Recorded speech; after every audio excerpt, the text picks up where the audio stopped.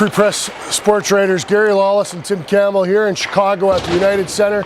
We're watching the Blackhawks morning skate, and the first thing we found out this morning, Tim Campbell, is it looks like Ray Emery will be in net tonight for the Blackhawks. Yeah, the Hawks have had a tough week with injuries and illness going through their locker room. They had Alexander Salak actually up here yesterday to practice from their farm team. So a new face, Ray Emery, for this team, and early indications are we're going to get a look at him tonight.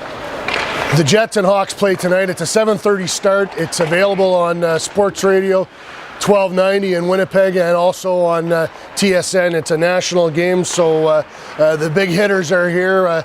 Gord Miller, one of the TSN's big play-by-play guys, and they're excited to see to have their first look at the Winnipeg Jets as well. Well, I think the Jets were once on the national network in the exhibition season, but this will be a first look, I guess, for the country if you didn't see Sunday's opener at the full team and against a future conference rival, because we're all expecting the Jets to be moving to the Western Conference next season, and I think a rivalry with Chicago would be a pretty good thing for Winnipeg. Obviously, with Winnipeg's Jonathan Toews, the captain and the centerpiece of this Blackhawks team, it could make for a decade of great watching if they did become conference division rivals. And then you also have Patrick Sharp, Duncan Keith, born in Winnipeg, didn't live there very long, but guys who have interest and certainly family in Winnipeg. So I would think this is a future sort of healthy, maybe building rivalry if the NHL can arrange it. Now, the Free Press will have wall-to-wall coverage. We have award-winning photographer Joe Brixa on with us for the entire trip.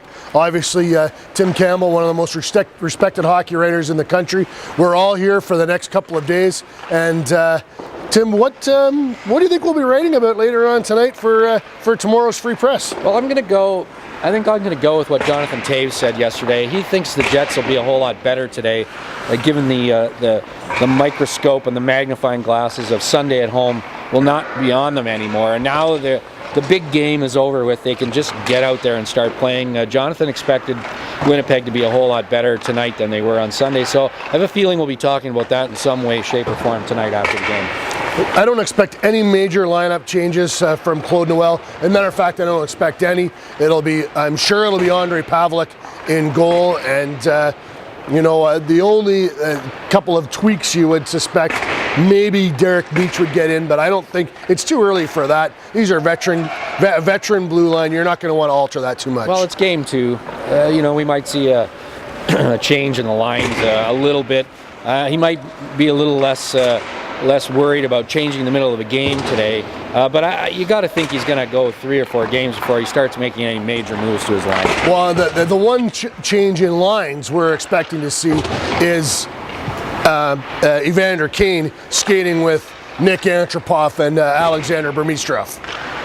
It's possible, although we did hear yesterday they switched back to the way they were. So he's tried both combinations. I think what that'll do, though, it'll give him an available switch tonight if he doesn't like the way it's going early. Now, the other one other theme that you touched on in your work today, Dustin Byfuglien and Andrew Ladd are returning to a place where they won a Stanley Cup, and I believe it was Patrick Kane was saying there's still lots of buff jerseys here in the United Center. And just on that for a second, Tim, we've got a beautiful rink in Winnipeg, but this is something else. The Madhouse on Madison, it seats over 22,000, and there are 4 levels here. It's quite a building. It's big, but when it's full, it's really noisy. And we've seen in the playoffs in the past, it is a madhouse when it's full and the Hawks are playing well. And with great expectations that are here this year, I can't imagine it's not going to be noisy tonight and for the rest of the season. Signing off from Chicago, tomorrow's paper, Joe Brix's photographs, Tim Campbell's game report, and Gary Lawless's column, all in the Winnipeg Free Press and on winnipegfreepress.com.